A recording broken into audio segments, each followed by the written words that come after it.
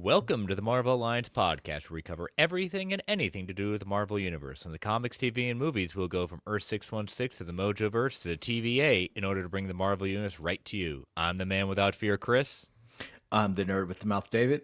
Alliance, assemble. Assemble. Volume 282. It has been 2 weeks since we last saw you, heard from you, listened to you, virtually otherwise, but we are back. As the kids say, we are back. We are so back at that point. And we've got this is a show of trailers. That's it. We got a leaked trailer, 3 official trailers to break down tonight. We've got 3 officials, 1 leaked trailer. We've got a ton going on. How were your 2 weeks off? My 2 weeks off were a nice, chill holiday time. Spent some time with family, spent some time with friends. Got away, quick trip to the other side of the state to see some people that I care about. So, it was nice. It was calm. It was relaxing, and it was a needed reset over the 2 weeks. How about you? Yeah, it was a good break. Visited family in Connecticut, came home, spent the rest of the time at home, did a little work for a couple of days, but took a lot of the time off at that point. So enjoyed seeing the kids open some gifts. Got some pretty awesome gifts from friends and family. For me, it was just again, it was a nice break. I got Bears Lair in here saying, all right, going to chill and work on my Venom Commander deck. Thank you, Wizards of the Coast and Marvel. Yes. I remember the olden days when I used to play Magic the Gathering. I wish they had Marvel cards at that point. I might have actually stayed with it. Yeah, it's been a very long time since I played, but yeah, having something along those lines would have definitely kept me in. Yeah, so...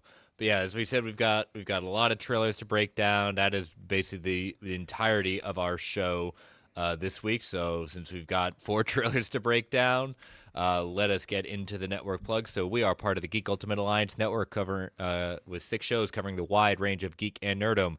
To see the full schedule, check out the show notes below and subscribe to the Geek Ultimate Alliance network on Twitter at GWayPod Network so you know when all the shows drop. We also have a Patreon, so if you want to throw a couple of shekels our way, we've got 2 tiers. Our dollar tiers are tip jar to say you think we're doing a good job.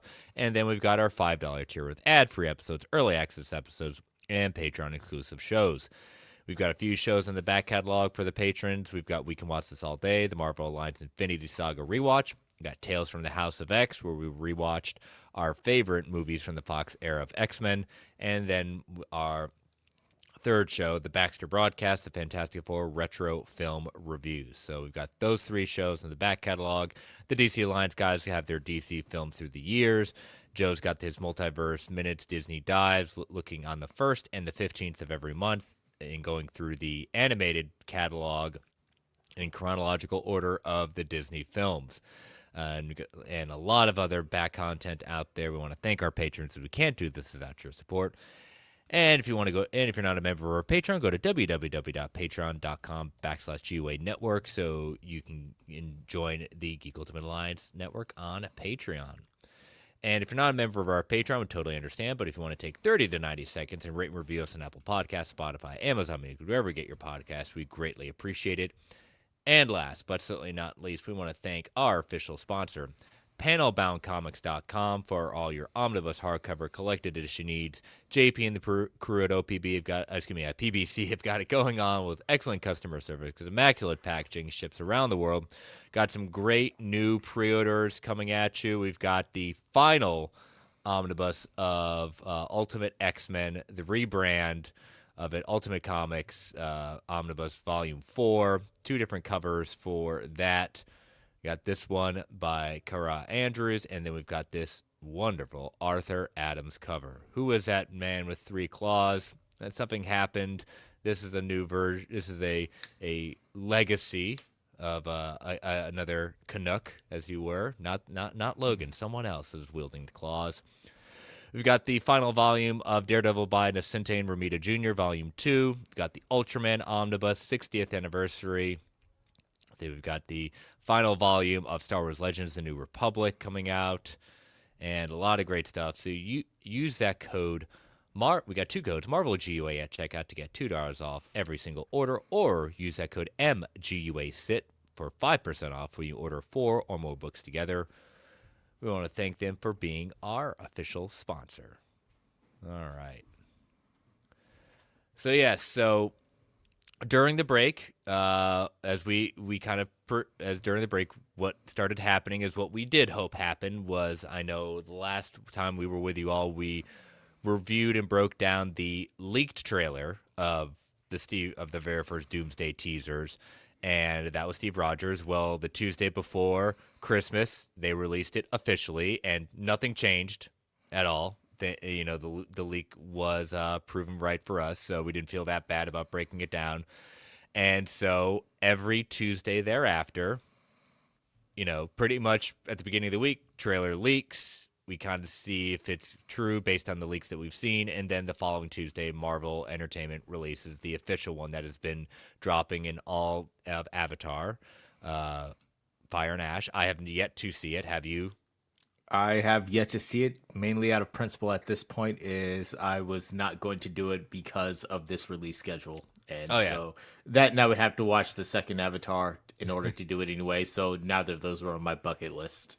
Yeah. So, but the good thing is we've gotten the Thor trailer officially released. We now have the X-Men trailer officially released, and David and I are also going to break down tonight the leaked other trailer for that is containing the Wakandans, the Telutians, and the Fantastic Four. So that is the fourth trailer that more than likely will be officially released next Tuesday. But we have yet to see that. They said 4 trailers, so we have yet to see a full official Doomsday trailer. So we'll kind of speculate at the end of that, but yeah, so we're gonna break down, and we'll have on the top of our screen the official trailers at that point. But we will not be showing the leak trailer. We'll break it down for you at that point because before we get into that, I forgot to note that next week, before we get into all the trailers, next week will be our annual reckoning/prediction shows. We are going to see next week who was correct and who got wrecked in their 2025 MCU prediction. So we will then follow that with our 2026 predictions. But Mr. Travis Snell will be joining us, as he's done every year, to join us for the predictions at that point and the reckoning. But we will be starting 30 minutes earlier next week. So we'll be going live at 8:30 p.m. Eastern Standard Time to accommodate his schedule so that way he can stay for the most amount of time. So we'll be going 8:30 p.m. Eastern Standard Time for the reckoning/prediction show. So make sure to tune in for that. We've got All in the Game there in the chat saying, poor Wonder Man feels like it's getting buried like Echo did 2 years ago. Yeah, we will be breaking down that trailer after we do the Doomsday one. But yes, that prediction, if any of us predicted that, yes, it is getting buried at that point. But we will break that down as our last part of the show. So the Thor trailer. So as always, it's going to be up there. Volume would be turned down. It'd be minimized because we don't want to get copyright striked, even though, we help promote this for the benefit of Marvel at that point. But all right, so the Thor trailer.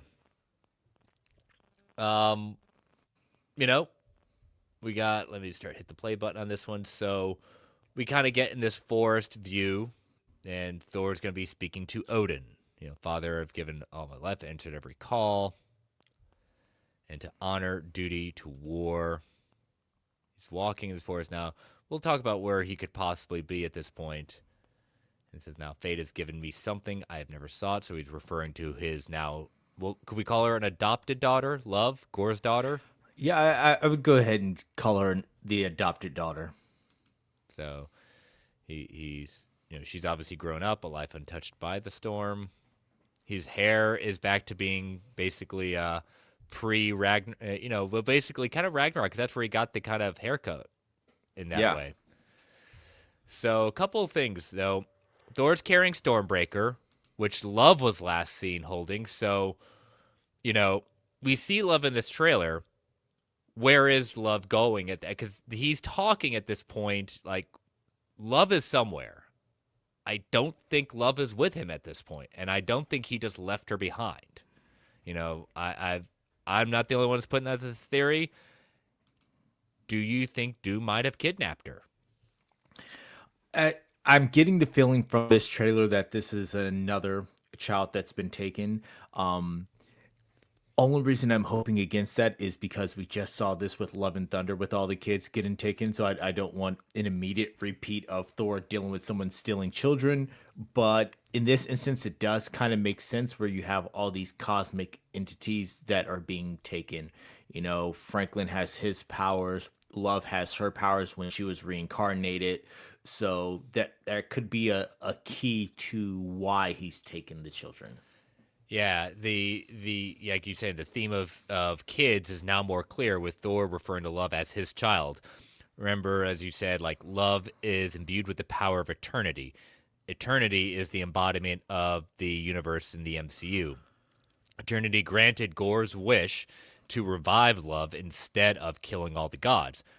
Much like you said, Franklin has very similar power cosmic set in his universe with its Earth 828. Now, could Doctor Doom try to take these kids to help him reshape the multiverse or steal that power for himself? What do you think about that? I think it's more reshape the multiverse. If you've got the power cosmic, you've got the power of eternity. Like each kid will have a role to play in the reshaping of a new universe. Yep, and we've got a much needed return to Infinity War Thor. Yeah, a lot of people are happy to see this because it's definitely you definitely don't see jokey Thor with this at this point. But another question is like, where do we think he is? Is it New Asgard? Is he in another multiverse Asgard? Or is he in another one of the 9 realms? I was wondering to myself if this is one of those prayer trance things like he did in I believe it was Age of Ultron, where he just kind of he transports as he's having this conversation. Mm-hmm. So I don't know if he's in an actual force praying out or if this is something that's going on within a meditated state. Mm-hmm. So we know right now, like what we know, that the main universes that are in play for Doomsday are 616, which is our main time, is our prime timeline, 828, which is the Fantastic Four universe, and then Earth 10005, which is the Fox X-Men universe. So here's a question: who is the most powerful person in the Fox X-Men universe? And that would be maybe Rachel Summers, who has the Phoenix Force, who is the child of Scott and Jean Grey. You know, Yeah, I would say we've never seen it, but it could be. If he's looking for people with these Omega level powers, with these cosmic powers, then yeah, Phoenix Force is definitely where you would go next. Because Famke Jameson has, she could be lying, she could be pulling a, Andrew Garfield, but she's been very emphatic that she's never received a call, is not, and has not filmed anything for these movies, for Doomsday and or Secret War. So we may be, that could be, has been a theory going around about who's the one that we still don't know from Stranger Things that's in Brand New Day. Sadie Sink. Sadie Sinks. That's been a theory going around at that point as well. The red hair and all that jazz. So, but it could be like we were saying, like Scott joined Steve and Thor to chase down Doctor Doom. So as we can kind of continue his prayer, wants to return home to her. He's looking for the simpler life, to teach her not battle but stillness. So he's even looking for a retirement. And so we see Thor will return in Avengers Doomsday. So this is a trailer, like even when we kind of like broke down what we thought of the leak last time, didn't give us too much. It was nice to see Thor back, but it is what it is. I want to kind of talk about something else there as watching this trailer is that, remember in Infinity War, Tony told Pepper they had a son named after her, Crazy Uncle Morgan.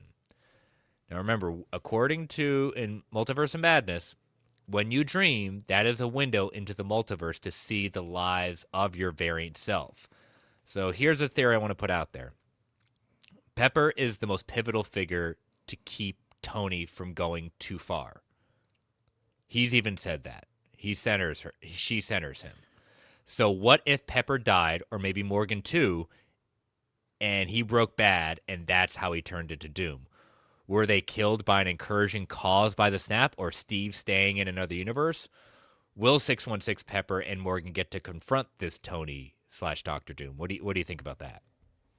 I think that's an excellent theory that, his, because we're going to have to, we know that this is a Tony Stark variant. So we're going to have to see something that is the breaking point of Tony Stark to get him to go down this road.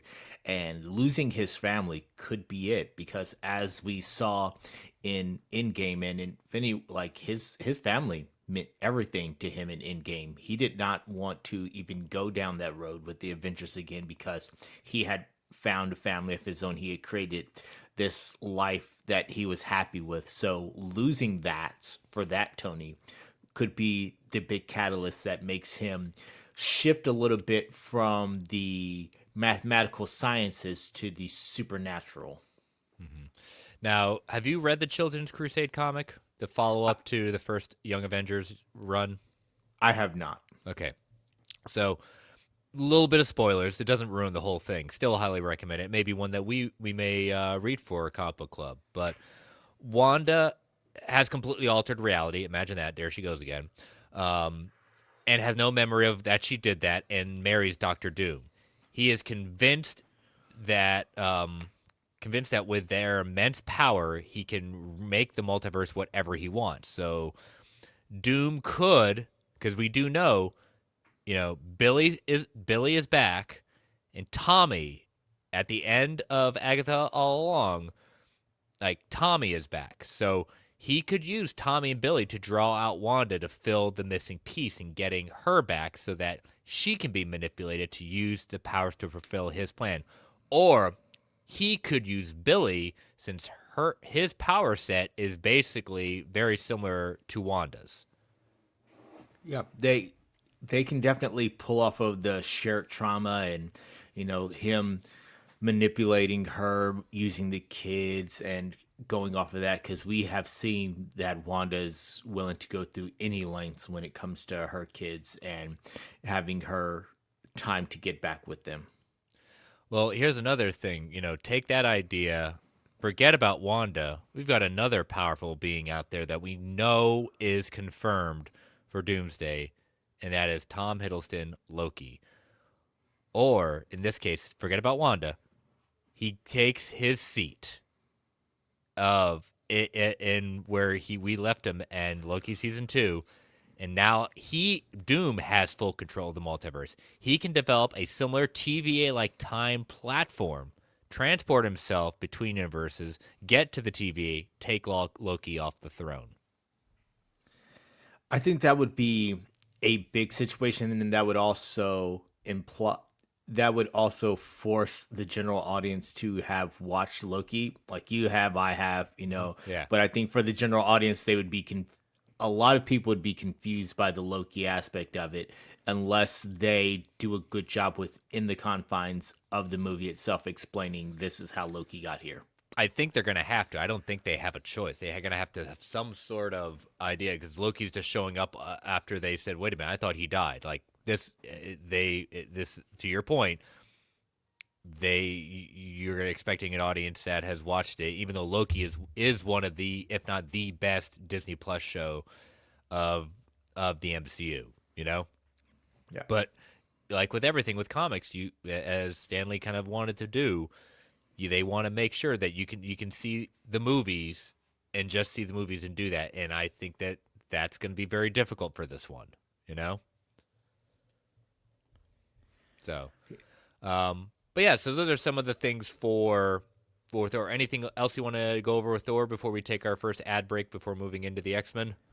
No, like I said, I agree that I'm excited to see the return of quote unquote Infinity War Thor, the more serious Thor, having a purpose. And then also there is some finality to his prayer, to his plea to the All Father that, he wants to do this, but then afterwards he wants to lay down his axe and he wants to cultivate his daughter for times of peace, not war. Like this is his last hurrah.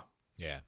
So, all right, we're going to take our first ad break before we start breaking down the X-Men, the one everyone kind of was waiting for to see it happens at that point. So, but yes, listeners, we have these lovely things called ads. They help to keep the Geek Ultimate Alliance network's lights on.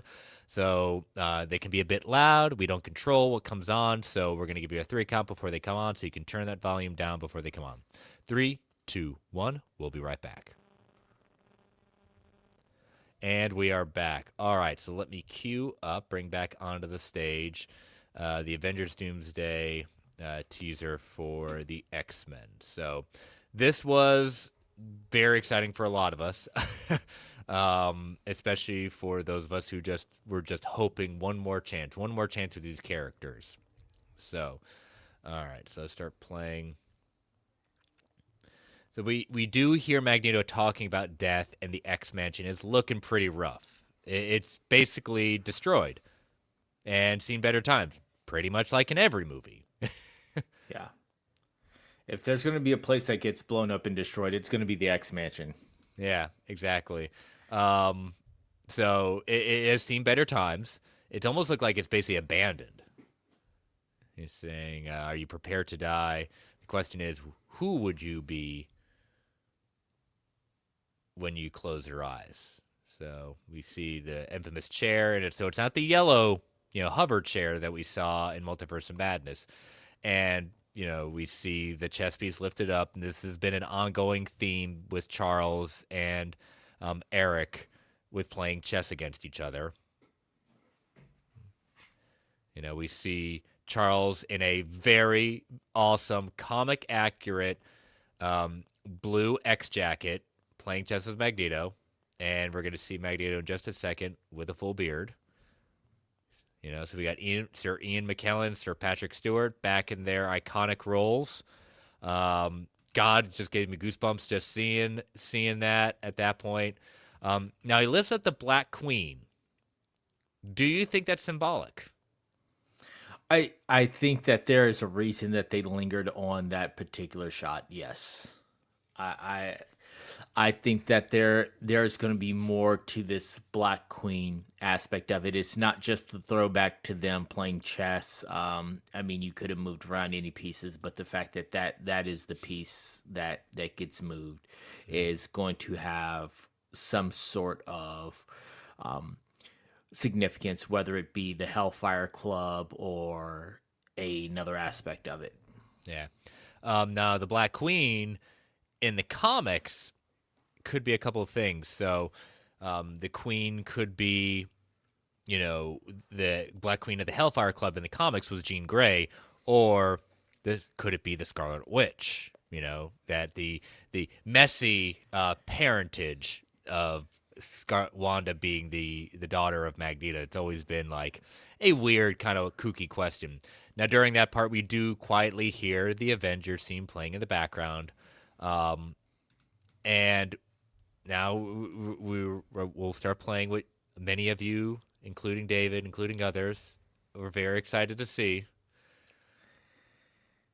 The ripping off of the stuff, the comic accurate stuff. Yes, ladies and gentlemen, we now have a comic accurate costume, the Jim Lee era X-Men, minus the yellow chonies. Some reason they didn't want that. Mr. Scott Summers, Slim himself, going full release of the optic blast at that point. I'm gonna let you just bask in that glory because I know you go for it. It is gorgeous. Everything from the Y strap going down the chest, the emblem, the leg belts. Like it is a gorgeous, true to form. Like you're giving us everything, and then having this moment of Cyclops just absolutely unleashing. And if you know anything about Cyclops in the comics, he doesn't take this stance, he doesn't take this pose unless like all chaos has broken out and he is just going for it, because he's normally a very well controlled when it comes to the use of his power. So for him to just let loose by this, and if you look One closely, might call him uptight. I wouldn't go that far, but he is very stern in his ways. um, but yeah, to see this going on and then to look in the background of what's going on, it looks like there is the rubble of the mansion. Like maybe this is taking place outside of the mansion. You see the feet going back and forth behind him, which gives me the vibe of the Sentinels going Oh, those are down. Sentinels. There's more than one. There's one that you see walking, and then there's one on the. Clearly, you see the one on one side, but there are other. There's another one walking there too. Yeah. Now, my question would be, where in the timeline is this taking place? Is this Sentinels that are controlled by Trask, or is this Sentinels that are half Sentinel, half Doombots? Like, and something's going on here. It gives me wonder, but it also gives me a vast amount of excitement because they put some respect on my man's. Well, let's pump the brakes on that one on my end. I'll let you say that, but I'm going to pump the brakes on it. So remember that spoilers for I don't even know how old it is for X3, but Jean killed Scott in X3, but due to the events of Days of Future Past, he is now alive. That year, when Logan goes back in time after that, is the year 2023, just a few years in the past from when Thunderbolts ended in 2028. So he, like you said, he is looking pretty rough. Tears off his visor, lets out a huge optic blast, go full on Marvel versus Capcom style. Now my question is he angry because he has not only lost Jean, but possibly his child, as I've theorized as being Rachel, who was taken by Doctor Doom? Did Doctor Doom use the Sentinels to take down the X-Men and steal Rachel? If my theory goes.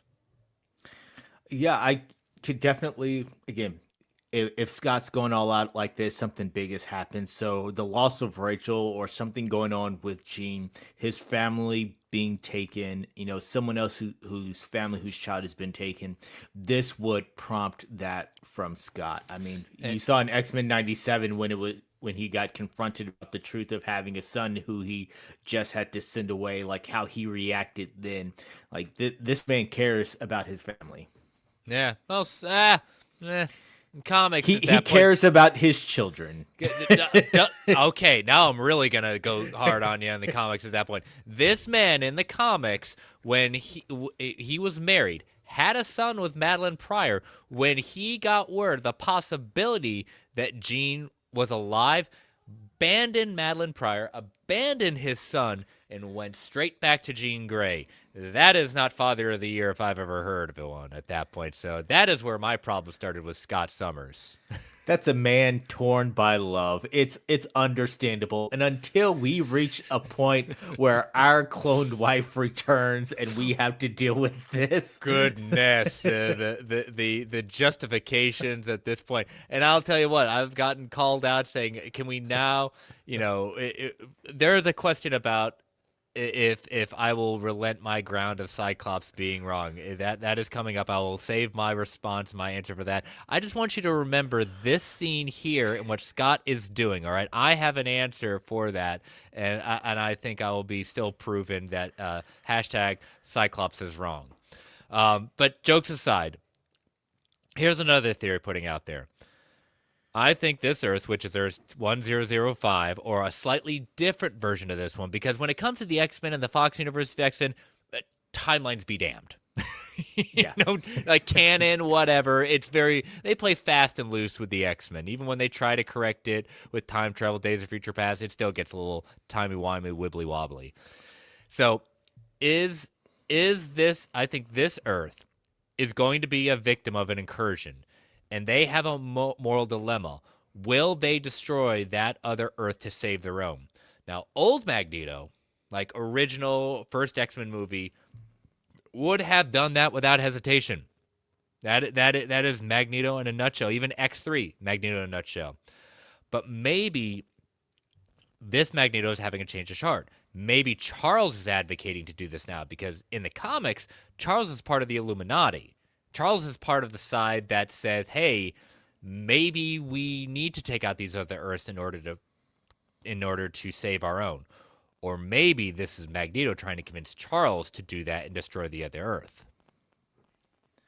Yeah, I lean more towards Magneto trying to convince Charles. I think in every universe, Charles still has that outside ire of goodness to him. Now he's another one who he does make some decisions that make you question his virtues and make you question, okay, what decisions is he making as a leader. But I think for this version of Charles, it's definitely going to be Magneto convincing him.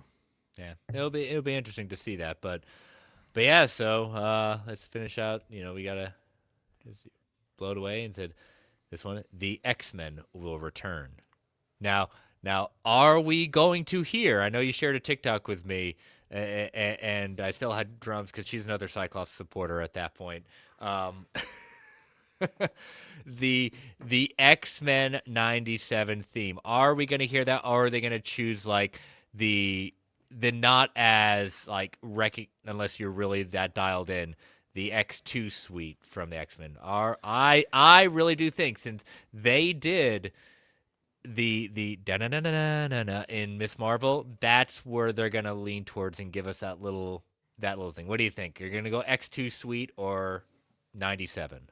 I think we're getting old school. We're getting animated X-Men. You're getting that guitar riff because it is just so iconic. Even Mm. if it is, buried into something else, you're getting it. Yes, that's what I'm hearing.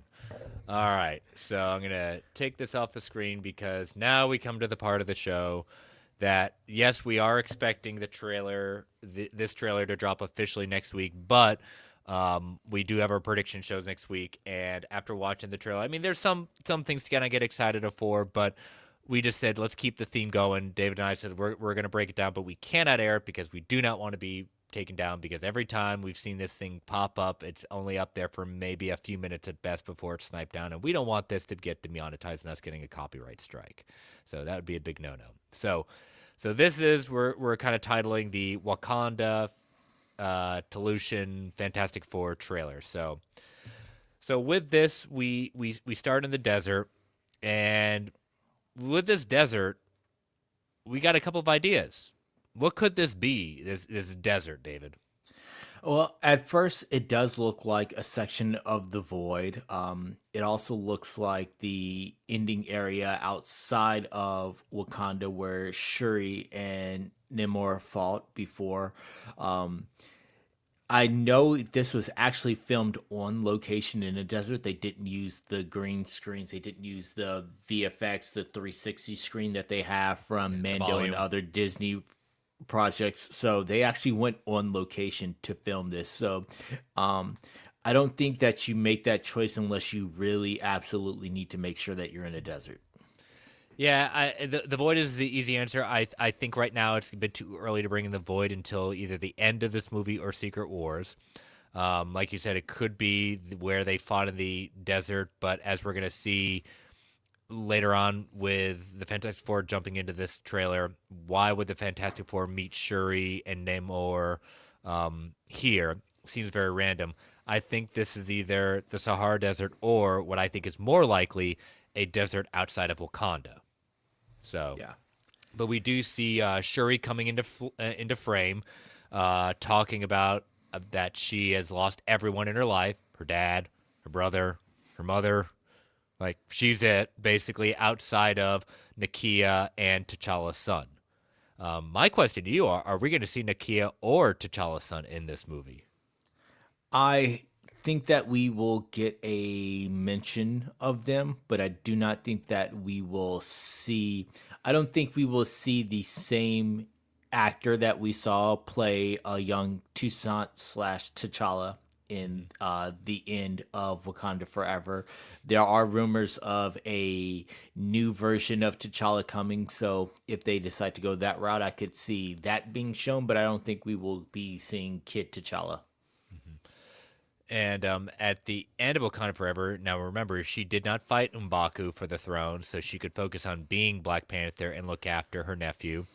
Then we see the Telecon warriors led by Namora and Namor. They were given.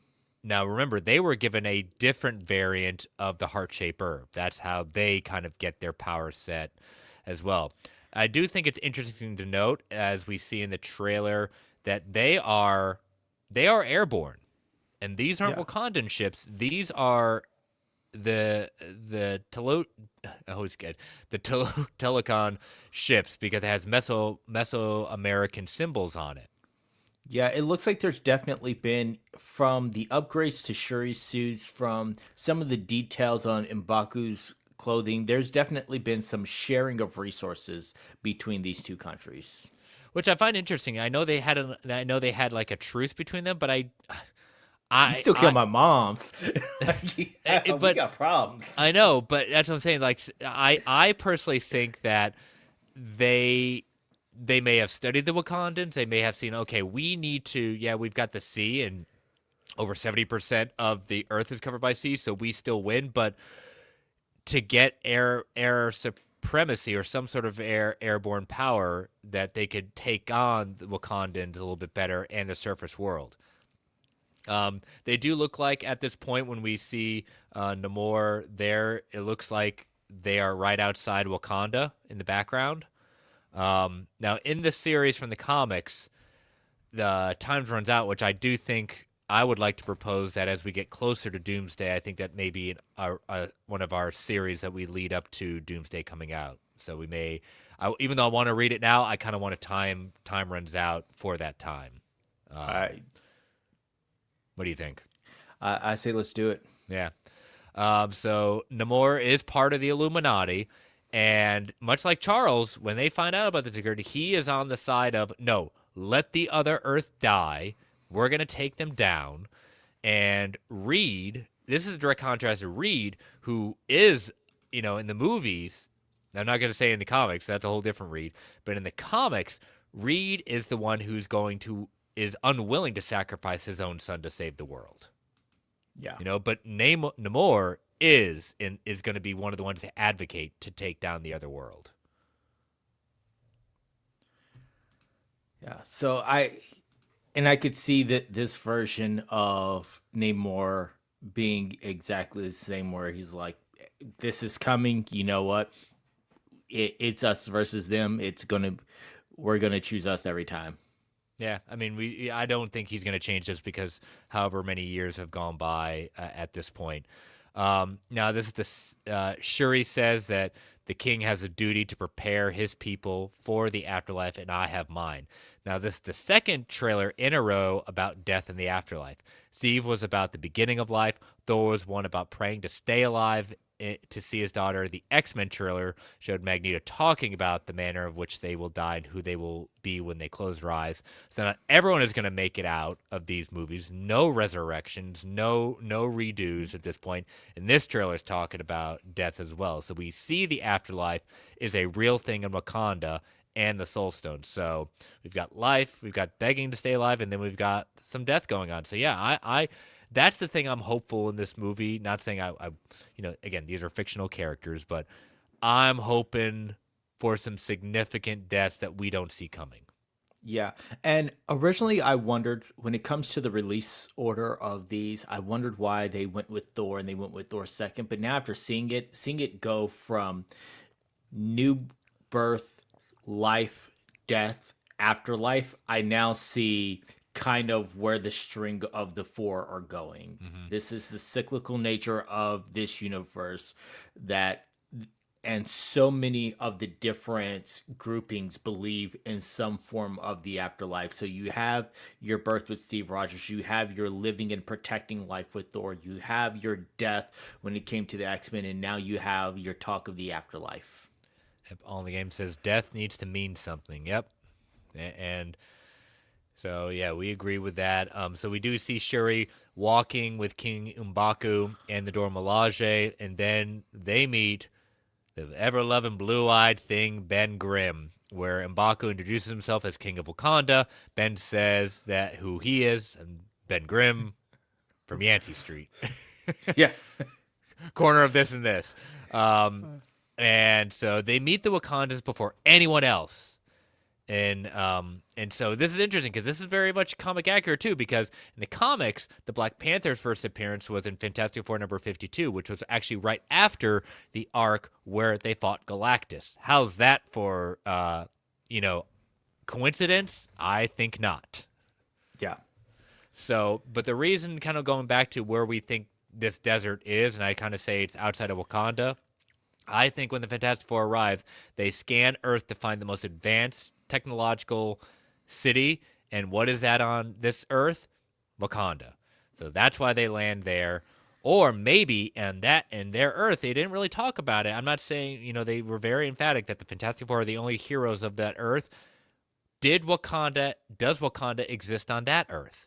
Was it a technologically advanced area, We didn't see it in the Future Foundation Summit. They Mhm. panned some of the countries and things like that, so we didn't get a chance to see We did see if they were Latveria. the So country there. Yes, we saw Latveria with its missing representative, but we didn't see Wakanda. So it could be a situation where they know Wakanda exists.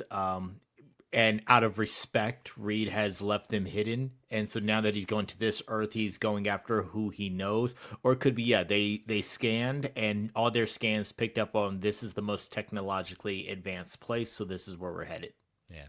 And the end of the trailer says the Wakandans and the Fantastic Four will return in Avengers Doomsday. So that trailer is expected to drop next Tuesday. So if you want to see the all in its glory at that point, but that is kind of our breakdown of that. So one thing I wanted to put out there, that's something we haven't seen, and you know, thinking about like, where are the 10 rings? We kind of had that at the end of the um, Shang-Chi, the 10 rings having this signal, and they didn't really know. And we kind of theorized when Kang was a thing that this kind of similar to Kang, it would be his signal. But could this be a signal that Doom is tracking to head to this Earth?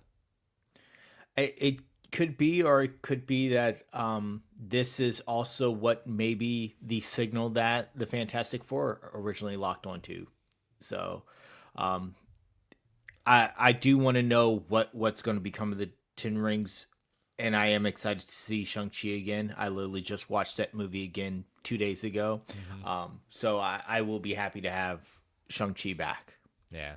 So my question to you is, they said these 4 teasers are gonna drop. Is the fifth full trailer, is it going to drop in week 5, or is this the kind of what others are theorizing? We're not gonna get any more trailers like this, and the full trailer will come Super Bowl. I'm banking Super Bowl. Yeah, we do have. I'm with you on that. If nothing else drops, I think they're gonna do what they did, kind of like X-Men, Wolverine, and Deadpool. Short little teaser. Watch the full trailer online. Yeah. And you know what I'm gonna do at that moment? I don't care who's playing at that point. I don't care where I'm at. I do the same thing I do. I'm going to another room, watching it on my phone, and then putting it on the big screen when I get home. My Chiefs aren't in it, so I'm leaving the room. I'm watching it 3-4 times. I will miss a quarter and come back and be a-okay with that. And then Brent and you are gonna have a meeting when you get to work the next day, just to do it there too, right? Exactly. Good. All right. Well, we're going to take our next ad break before we break down our final trailer of the evening, Wonder Man. Get excited, folks. It's going to be a doozy. So, as you know, listeners, these ads help keep the lights on the Geek Ultimate Alliance Network. We don't get to choose what ads come on, and they can be a bit loud, so give that 3 count before they come on. 3, 2, 1. We'll be right back. And we are back. All right. So, we did, and I wasn't necessarily expecting this. I can't remember where this dropped in our 2 weeks. Did this drop last week?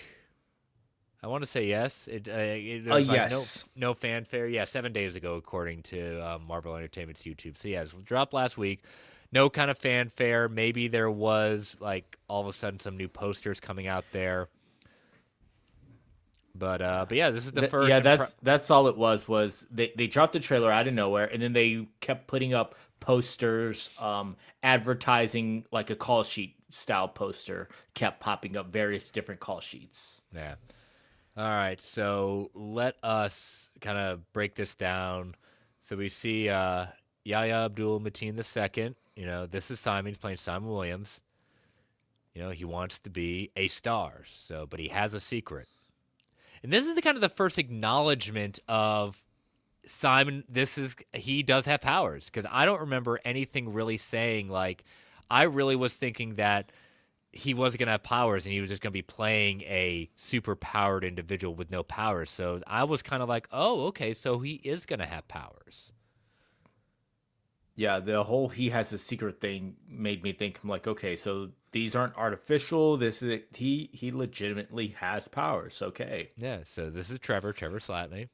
He used to be an actor or a terrorist. I've never seen him Yeah. before. I love this. I'm pretty sure he used to be a terrorist. I absolutely love that every time I see that it pops me. Yep. And Trevor wants to help, maybe. You know, he said, let's not give him any strange energy to pick up on. We both have a lot riding on this, Simon. Why do you keep saying that? All right, so Mr. Kovac's going to be the director of this Wonder Man movie. So we got Marvel Television. So Bon Kovac's the director of this Wonder Man relaunch. So this whole idea of superhero fatigue, and my goodness, wow. That's how the actor also looks too in real life. You know. Yeah, if you've seen him in other things, that he keeps that same look. Yep. So yeah, this movie. I mean, excuse me. The theories is supposed to kind of quote unquote be a little meta and look about this whole idea of superhero fatigue. And he really wants to do this, but as they will reveal in this trailer, and they start saying like he has powers, and they're going to need him to sign a waiver, confirming that he doesn't have superpowers. And so now, you know, the Sokovia Accords are done, from what we understand, but there is this kind of anti-superhero kind of thing, maybe in Hollywood, that they don't want anyone with powers in the movies, which is kind of interesting. Yeah, having to sign a waiver that you don't have powers is very much it's, I guess it would be the new normal. Like we want true actors, not people who are quote unquote cheating their way into this part. Yep. And so, you know, he's trying to do everything. He wants this part, but you know, we're getting the hints of his kind of power set. You know, obviously some super strength. You know, that's the one thing we have confirmed. Yeah. You know, I don't want to like, and we got the damage control considers Simon Williams an extraordinary threat. So they're aware that he does have powers. Look at all these Academy Award winners, all in this show. The last show of the Chapek era of pump out the content. Yep. And if you don't, if you didn't remember at this point, Yahya Abdul Mateen II was at the Fantastic Four official release, the red carpet, as Simon Williams. Yeah. Full in character, doing interviews as an actor. Yeah. So it's going to be very interesting to see, you know, how this. So, yes, did I chuckle at points of this? I did. This series drops in its entirety January 27th. I believe there are 8 episodes. Yes. Okay. So 8 episodes. As All in the Game say, yeah, this is MCU meets Apple TV's The Studios. Yes, that's what some people are kind of saying for it. Again, I have not hidden my kind of meh excitement for this. It has nothing to do with the actors and actresses involved. No one, and I'm not saying who greenlit this, who wanted this. I'm not saying that. No one's going to set out to make a bad show like this. My problem with this is the same thing I had problem with Echo. They're dumping it all. They're doing very little to promote it, and that says more to me about like that really hurts my excitement for it, just because they're not trying. They don't. Again, we're a few weeks away. I do not see them changing too much out of they're going to give the bare minimum of the push for this, especially with 8 episodes. We're not talking 20 minutes. I think that some of these are going to be like 30 to 45 minutes from what I understand. Yeah, and it's sad because just like with Echo, these aren't characters that you already have established. So it's not like that it's selling itself. Outside of Trevor. You're trying to build these characters. You're trying to build this audience. So to just dump it and forget about it just seems like a big slight to the characters themselves. Yep. So David and I have one more week or two more to figure out how we're gonna tackle this. We still are kind of hemming and hawing about it. The 27th, what is that? A Wednesday that it drops, or is that a Tuesday? It's a Tuesday. So there is a potential that we could do the entire series depending on how good we are with it, but it's a lot. I'll be honest with you, listeners. If they're about 30 to 45 minutes an episode, doing that over 2 days and kind of getting notes together and things like that, we may have to get creative on this one. So we will let you know very soon how we're going to tackle Wonder Man. Yeah. Because and we are not the only content creators that are kind of struggling with this one of how to break this down, because again, we want to do good content, but we also don't want to act like we want to give it the respect and the time it deserves too, because it's different from like 4 episodes drop of an animated miniseries that we've done with Eyes of Wakanda, you know. Yeah. So just because Marvel's doing a drop and dismiss doesn't mean we want to do the same. I would like to have time to fully embrace each episode so that I'm talking about it with clarity and being able to really view it. So I have an idea, but I'll talk to David off air, see what he says. But we'll soak on it, and when we're ready to do it, you will know at least the week before we do that. At that point, you may know as soon as next week. So. But all right, so those are all the trailers at this point. All in the Game kind of feels as that one should have released 2 episodes a week for 4 weeks. Yeah, I could even see if they wanted to do the Spider-Man friendly neighborhood Spider-Man round of 3 episodes if that would like do arcs like that. So Yeah. but neither here nor there. But all right, so we're gonna head into feedback. What is not gonna happen, at least for the next couple of weeks, is we're going to pause on Fact or Fiction because next week is our prediction show. So I don't want to put out any kind of Fact or Fictions this week and next week that are going to be basically could be someone's Fact or Fictions at that point. So we're going to pause on that. We're still pausing on Comic Book Club, just kind of as we start getting the swing of things, especially if we're going to be doing Wonder Man. Comic Book Club is going to come back. But once we figure out Wonder Man at that point, if that may take up the bulk of the show, we may kind of preempt that until maybe the end of Wonder Man to give as much time as we need to it. But again, so just kind of stay tuned on that one. Comic Book Club is coming back, and I think we're gonna have some fun with that one this year, as we lead to Doomsday. So, yeah.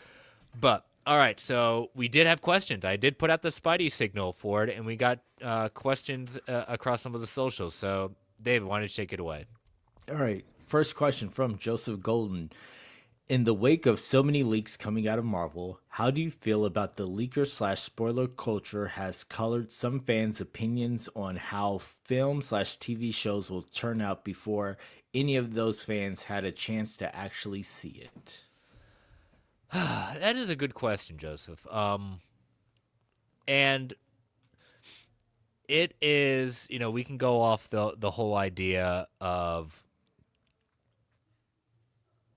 these were leaked on purpose, or these were controlled leaks. That even though it was, well, Marvel's striking them down, yeah, but it's driving the conversation. So, do I feel that the leakers, spoiler culture, has colored some of the fans' opinions in how film and TV would turn out? I will agree with you. I think they do.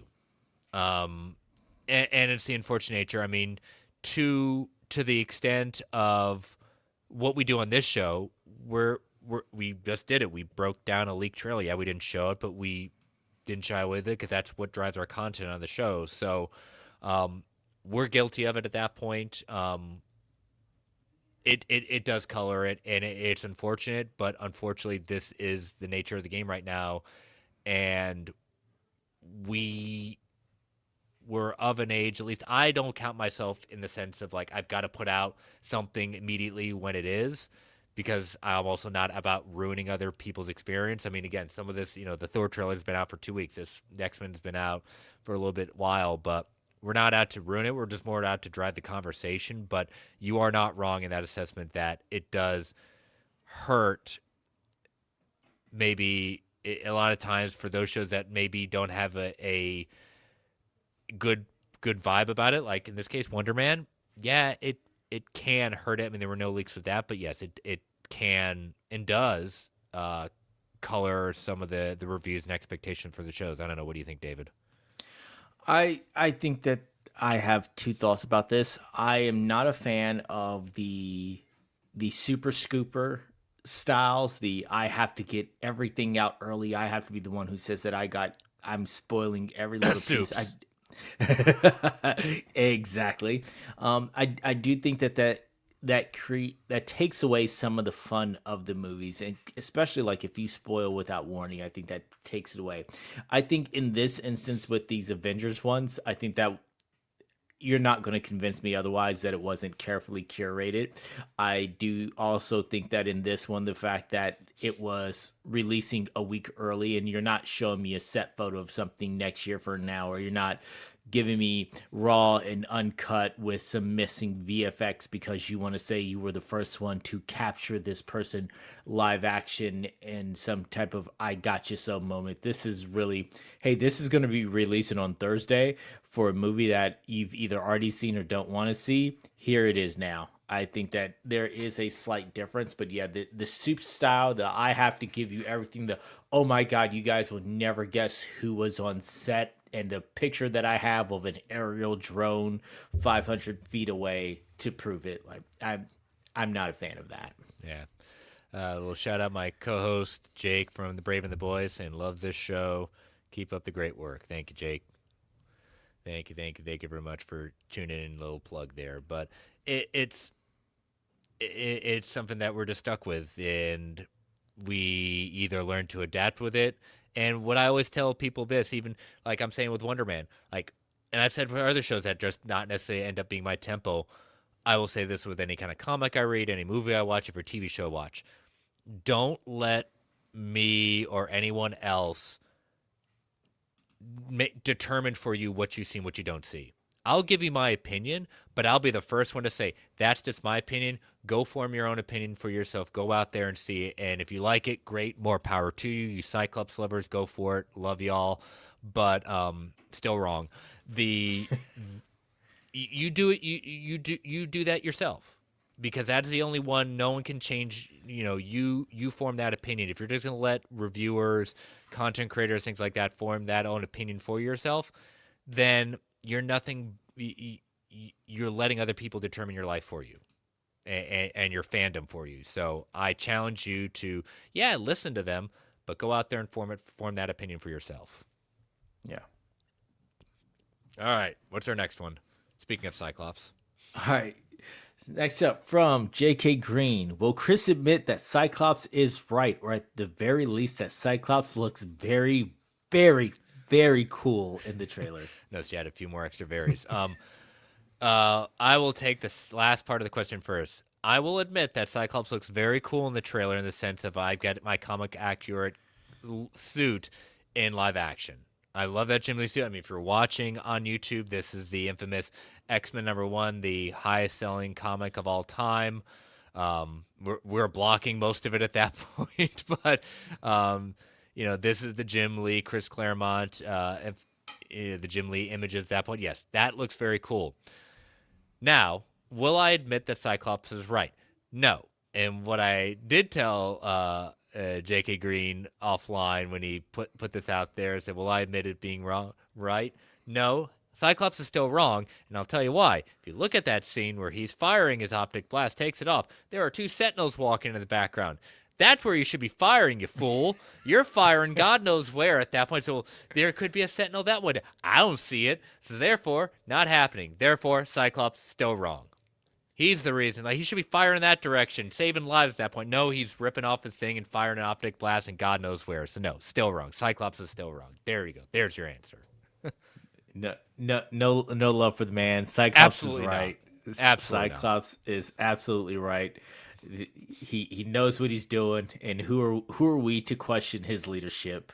I will. When he says to me, I my proved it. X-Men, I come. Here I am.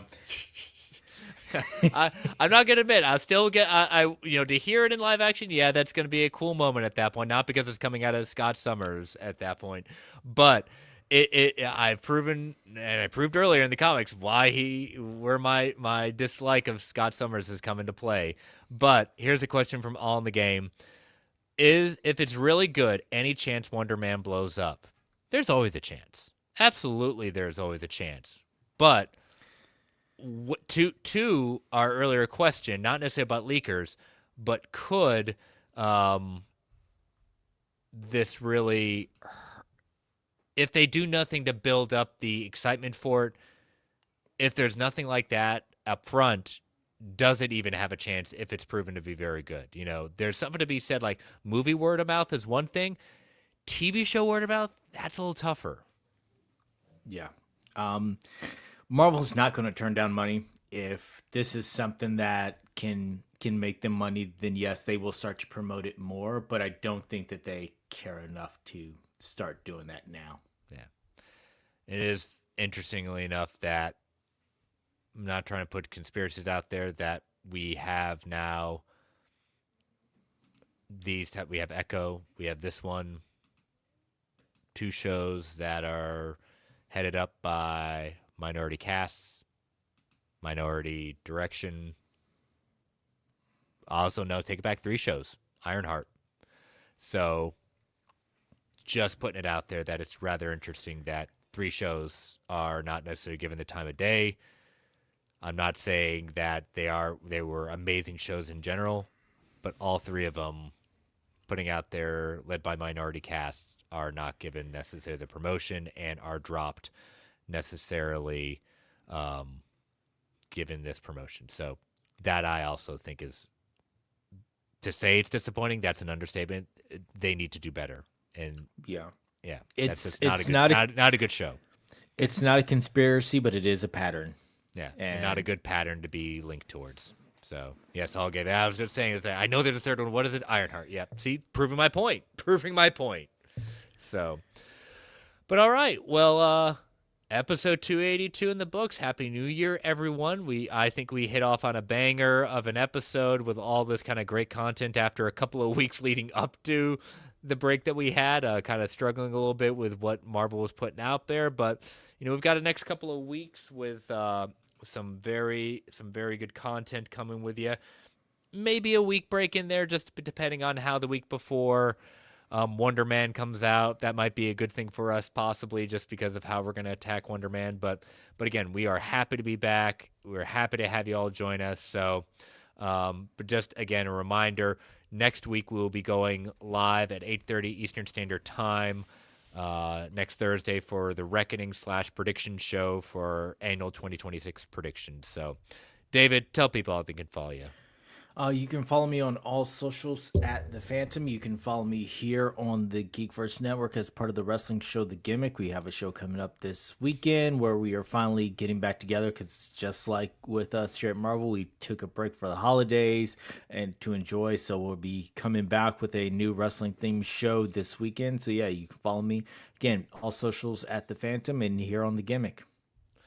Yes, sir. And then you can follow me on all the socials at Chris Balga. You can check me out also on the Brave and the Boys channel. We just dropped our new catalog show, our monthly show, looking at the new Final Order Cutoff pre-order catalog for all of our best picks at that point. It's a good month of a lot of different books at that point. We give our recommendations, we show off our hauls, and give some interesting recommendations and previews for the next couple of preview cycles. So check that out on the Brave and the Boys channel. And you can email the show at marvelalliance@gmail.com. You can follow the Geek Ultimate Alliance Network on Twitter at GWayPodNetwork. Feel free to tweet, email if you want to provide feedback, ask questions. DMs are open across the board. Continue to rate and review Marvel Alliance solo feed on Apple Podcasts, Spotify, Amazon Music, wherever you get your podcasts. We're greatly appreciated. I want to thank you all for joining us live in the chat. Stay safe out there. And as Stan the Man would say, Excelsior, true believers. All right, David, post-credits discussion tonight. What you got? Post-credits discussion with 2025 officially done. What is your most disappointing moment, and what is the moment that has made you the most hype when it comes to Marvel or comic book movies or the hemisphere as a whole?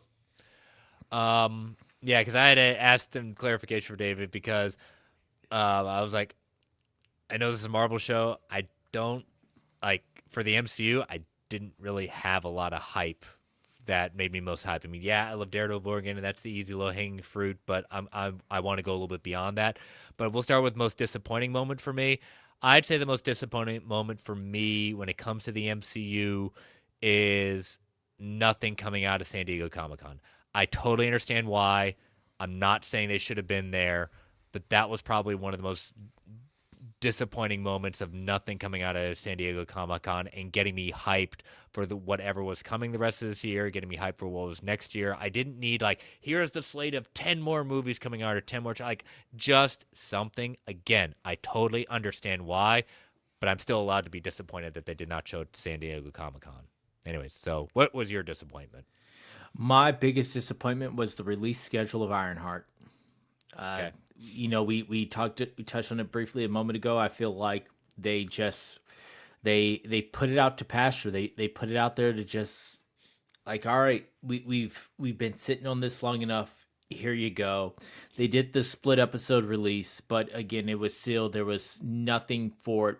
And then after it was done, you have this big moment. The fans have been clamoring for Mephisto. We get Mephisto confirmed, and they don't even feed into it, saying, It "Hey, it, go it back goes and watch this." it goes out like a wet fart. Yeah, it's just that there was no care. That is my most disappointing because for all its flaws, it had its moments and it sets up for a future. And again, you've been having the fans, and the fans have been clamoring for Mephisto for so long, and then to have this moment and then just not do anything with it, not talk about it, not touch on it whatsoever. That was probably my biggest disappointment. Yeah. My most hype moment, kind of thinking about it of last year of entertaining comics, anything like that. I would have to say that I'm going to the distinguished competition when it comes to in comic books forms. The absolute line of DC that they have been putting out has been a breath of fresh air for the industry. Um, and I'll be frankly honest that most of what Marvel has put out last year, with the exception of things like Ultimate Spider-Man and some of the comics in the Ultimate Universe, not most of them, but probably one or two of them, Marvel has not done anything really well, in my opinion. That has not got me hyped for anything. DC, if you wanted to look at the big two, um, DC has really owned the comics of 2025, and they led by Scott Snyder's leadership through the Absolute line with Absolute Batman. You got Jason Aaron with Absolute Superman. You got Kelly Thompson with Absolute Wonder Woman. You got Dennis Camp with Absolute Martian Manhunter. There are a few other titles that I'm like, not feeling it. Green Lantern, you're one of them. But as a whole, the Absolute line was awesome. You've got Mark Waid and Dan Mora on World's Finest, the Superman Batman thing, and then you've got the event that is going on right now in DC, DCKO.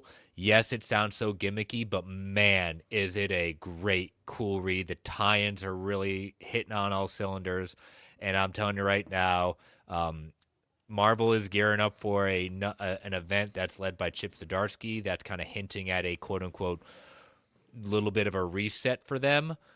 I trust in Chip Zdarsky. He is one of my favorite writers going on right now. But man, I'm not telling him you got to steal someone's notes from DC. But man, DC owned 2025 when it came to comics. So that is my most hype moment.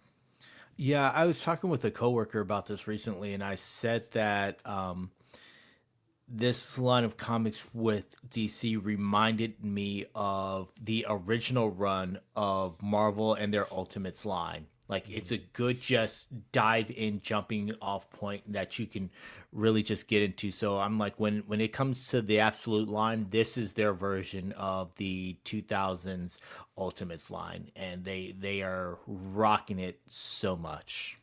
Yep, we've got Bear saying agreed. I have been enjoying absolutely and personally enjoy Indy more between Thundercats and Transformers. KO has been great. Yeah, I'm more. If anything, I could talk about Indie Comics, Image, Dynamite, IDW. There's some great Mad Cave. If you are not looking at Mad Cave Publishing as one of the biggest rises of indie comics, you got to check him out at that point. Mad Cave is certainly doing some great stuff. One of the titles coming out of there, Dick Tracy, highly recommend it, absolutely. But Mad Cave's got some great stuff going on. But yeah, great closeout question tonight, David. And but yeah, we will see you all next week, 8:30 Eastern Standard Time for the Reckoning / 2026 predictions. Talk to you all later. Bye bye. See ya.